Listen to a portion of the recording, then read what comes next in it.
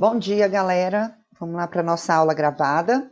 E nessa semana nós vamos falar um pouquinho sobre os trapézios, tá bom? Então nós vamos sair um pouquinho dos triângulos e vamos entrar aí nos quadriláteros. Se você se sentir mais confortável, quiser dar uma olhadinha, capítulo 8 lá do nosso livro didático. Beleza?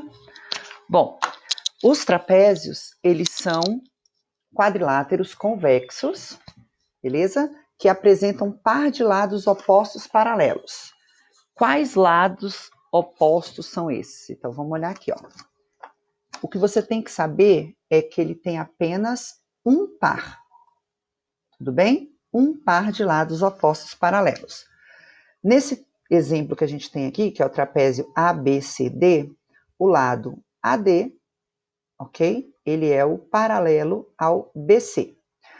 Professora, qual é a diferença do trapézio para o quadrado, por exemplo? Vamos desenhar um quadrado aqui que eu vou mostrar para vocês. Ó, o quadrado ele tem dois pares de lados paralelos. Esse é paralelo a esse e esse é paralelo a esse.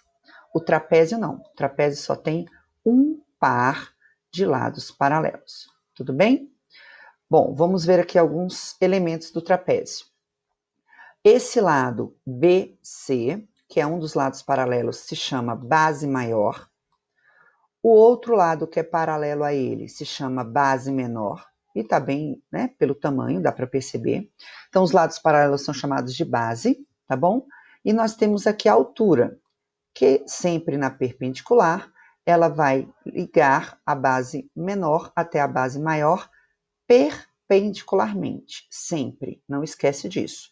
A altura, ela sempre vai ser perpendicular, tá bom? Aqui nós também temos a diagonal AC e a diagonal BD, tá? Diagonal liga um vértice ao vértice oposto. Lado liga o vértice ao vértice consecutivo. Tranquilo? Bom, um trapézio, nós sempre vamos ter essas propriedades aqui, ó. Então, vamos marcar ela bem aqui para você não esquecer. A medida do ângulo A mais o ângulo B, mais o ângulo C, mais o ângulo D, sempre será igual a 360, ou seja, a soma dos ângulos internos de qualquer trapézio, de qualquer quadrilátero, sempre é 360. Nos quadriláteros também, né, não só no trapézio, vão acontecer essa segunda propriedade. O que ele diz? Se eu tenho o ângulo A e o ângulo B, que eles são, ó, um está numa base e o outro está na outra base, tá bom? Eles são suplementares. Então, sempre o ângulo A vai ser suplementar aqui do ângulo B. Professora, que ângulos são esses? Então, eu posso dizer que o A e o D também são suplementares? Não, porque eles estão na mesma base, tudo bem? Então, você tem que olhar sempre esse ladinho aqui, ó, que chama transversal. Então, os ângulos consecutivos, que não estão na mesma base, eles sempre serão suplementares. Então, o ângulo A mais o ângulo B juntos vão dar 180, e o ângulo D mais o ângulo C juntos também vão dar 180. Tranquilo? Sempre nessa ordem, tá? Não podem ser os formados na mesma base, e tem que ser os consecutivos que não são da mesma base. Os trapézios eles podem ter três classificações, tá? Eles podem ser trapézios retângulos, trapézios isósceles e trapézios escalenos. Cada um tem a sua particularidade. Então, a gente vai começar aqui pelo trapézio retângulo. Trapézio retângulo é aquele que tem dois ângulos retos. E aonde estão esses dois ângulos retos? Tá? Eles estão aqui, ó. Um numa base e outro na outra base, e eles são consecutivos, sempre. Então, o A e o B são retos, então nós temos aqui um trapézio retângulo. Lembrando que essa base sempre, nesse lado, sempre paralelo a esse, porque senão deixaria de ser trapézio, tá bom? O trapézio isósceles, o que acontece? Os lados não paralelos, que no caso aqui é o AB e aqui é o DC, eles têm o mesmo tamanho, tudo bem? Então, a gente lembra um pouquinho de isósceles lá do triângulo. Então, os trapézios isósceles são aqueles que os lados não paralelos são congruentes. E os trapézios isósceles, neles existem algumas propriedades. Então, eu tenho aqui, ó, se um trapézio é isósceles, os ângulos adjacentes à mesma base são congruentes, tá bom? Então, o que isso significa? Vamos voltar aqui nesse aqui que é mais fácil.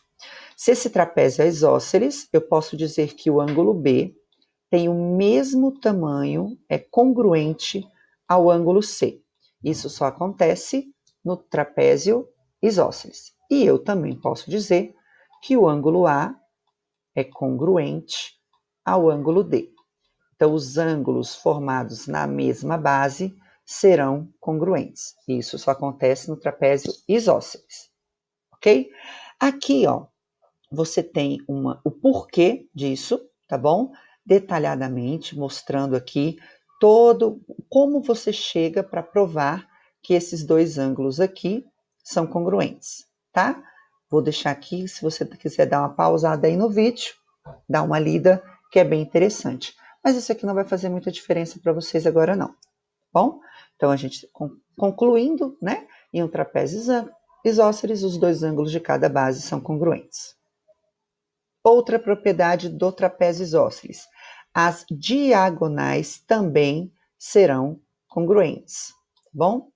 As diagonais do trapézio isósceles também serão congruentes, ou seja, do A até o C vai ter a mesma medida do B até o D.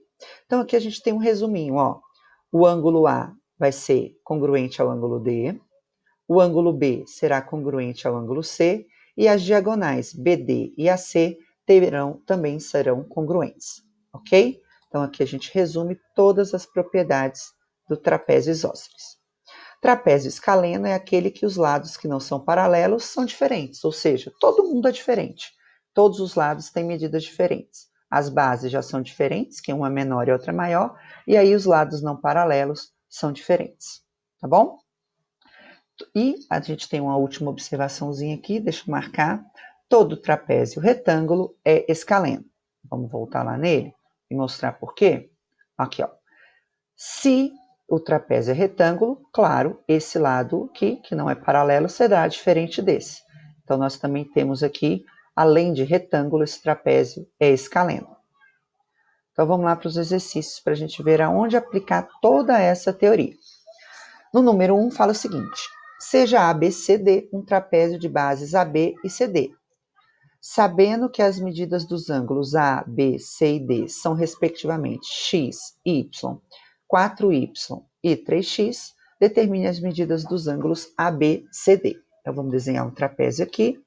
Desenhe um trapézio qualquer, não precisa ser perfeitinho, tá bom? E a gente vai ter aqui, ó, sempre na ordem, tá bom? A base é A, B. Peraí, deixa eu arrumar esse B aqui que não ficou legal. Aqui é o B. Então, aqui é o C e aqui é o D. Sempre importante rodar as letras certinhas. Então, a base é a B e a outra base é CD. O ângulo A mede X. O ângulo B mede Y. O ângulo C mede 4y. E o ângulo D mede 3x. Bom, essa é uma das primeiras propriedades que a gente viu, tá bom?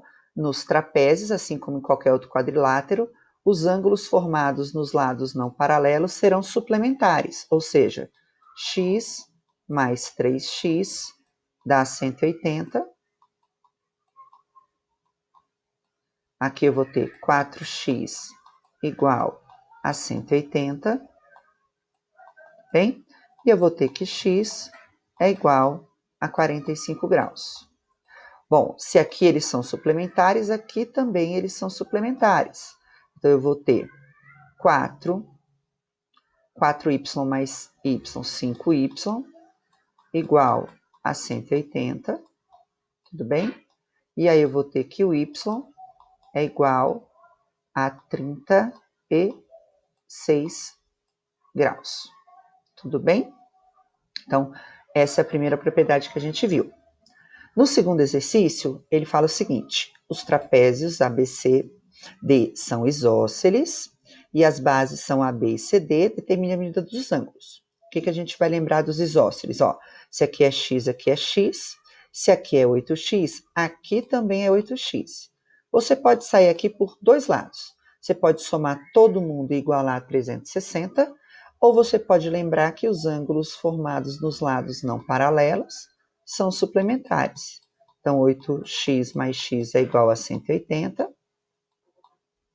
Eu vou ter que 9x é igual a 180. Vou descobrir que o x é 20. Ou seja, esse ângulo mede 20, esse mede 20, esse mede 160 e esse mede 160. Na letra B, eu tenho a mesma coisa, ó. Se esse ângulo aqui mede 3x menos 5 e esse mede 2x mais 5, e eles são formados na mesma base, eles são congruentes. Então, 3x menos 5 é igual a 2x mais 15. Eu vou ter que x igual a 20. Então, esse ângulozinho aqui vai medir 2 vezes 20, 40, mais 15, 55. Logo, esse também 55.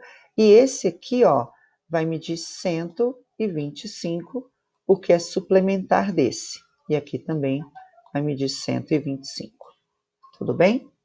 A terceira e a última questão fala o seguinte: sabendo que as diagonais de um trapézio medem 7x menos 125 e 4x mais 43, qual é o valor de x para que esse trapézio seja isósceles? Então, o que a gente tem que pensar? Se é isósceles, as diagonais serão congruentes. Então, 7x menos 125 vai ser igual a 4x mais 43. Tudo bem? E aí a gente vai ter aqui, passa um para cá, 7x menos 4x vai ser 3x, 125 mais 43, porque o 125 vai vir somando, vai ser igual a 168, e a gente vai ter que o x é igual a 56. Tudo bem?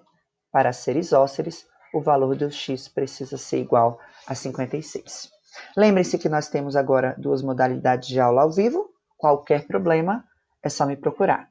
Beijos e até a próxima.